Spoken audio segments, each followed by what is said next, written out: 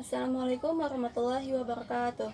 Perkenalkan, nama saya Rubianti, NIM 2030 1020 2009. Pada video kali ini saya akan menjelaskan pemahaman saya mengenai mata kuliah menulis kreatif sastra dengan pembahasan puisi.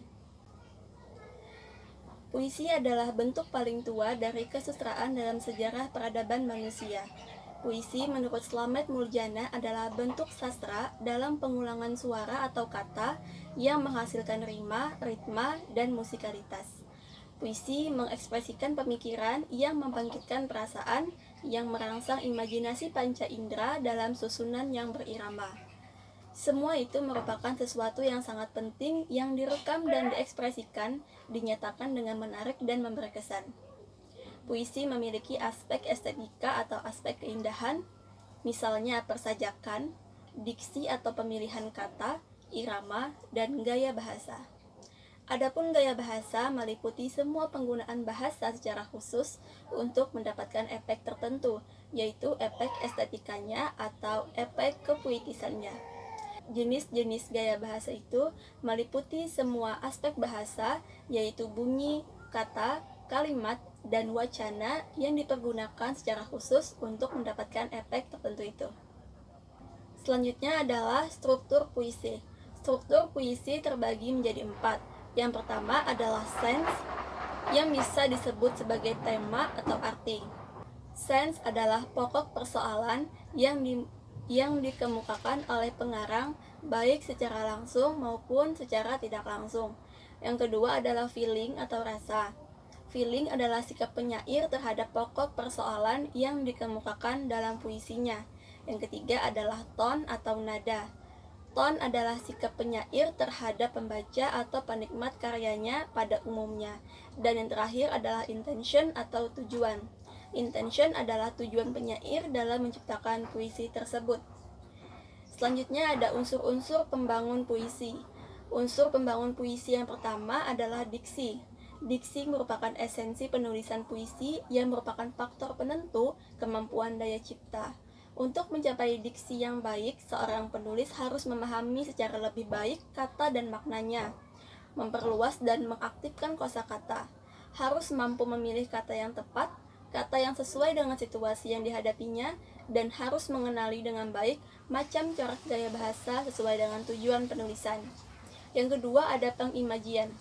Pengimajian berguna untuk memberi gambaran yang jelas, menimbulkan suasana khusus, membuat hidup gambaran dalam pikiran dan penginderaan, untuk menarik perhatian, dan untuk memberikan kesan mental atau bayangan visual. Penyair di sini menggunakan gambaran-gambaran angan. Yang ketiga ada kata konkret. Kata konkret adalah kata-kata yang digunakan oleh penyair untuk menggambarkan suatu lukisan keadaan atau suasana batin dengan maksud mengembangkan imaji pembaca. Selanjutnya yang keempat adalah bahasa figuratif atau majas. Dalam puisi bisa digunakan majas perbandingan, metafora atau bahasa kiasan, alegori, personifikasi, dan metonimia. 5 ada versifikasi. Versifikasi ini isinya adalah ritma, rima, dan metrum. Yang ketujuh ada sarana retorika. Dan yang terakhir adalah sarana retorika. Menulis puisi merupakan salah satu bentuk menulis kreatif. Menulis puisi adalah suatu kegiatan intelektual, yakni kegiatan yang menuntut seseorang harus benar-benar cerdas, menguasai bahasa, luas wawasannya, dan peka perasaannya. Menurut Burhan Nurgiantoro, cara menilai kemampuan menulis adalah melalui jalan tes. Penilaian yang dilakukan terhadap karangan siswa bersifat menyeluruh dan objektif. Adapun model pembelajaran dalam menulis puisi, yang pertama adalah model pembelajaran kooperatif atau cooperative learning. Yang keempat ada strategi rekreasi. Istilah rekreasi dapat diartikan sebagai upaya penciptaan kembali. Strategi rekreasi dapat diterapkan dalam pembelajaran menulis puisi, misalnya 1. Menciptakan kembali sebuah puisi berdasarkan tema puisi lain yang pernah dibaca. 2. Penciptaan kembali puisi berdasarkan nada puisi lain yang pernah dibaca. Yang ketiga, penciptaan kembali sebuah puisi berdasarkan suasana puisi lain, dan yang keempat adalah penciptaan kembali puisi berdasarkan latar puisi lain.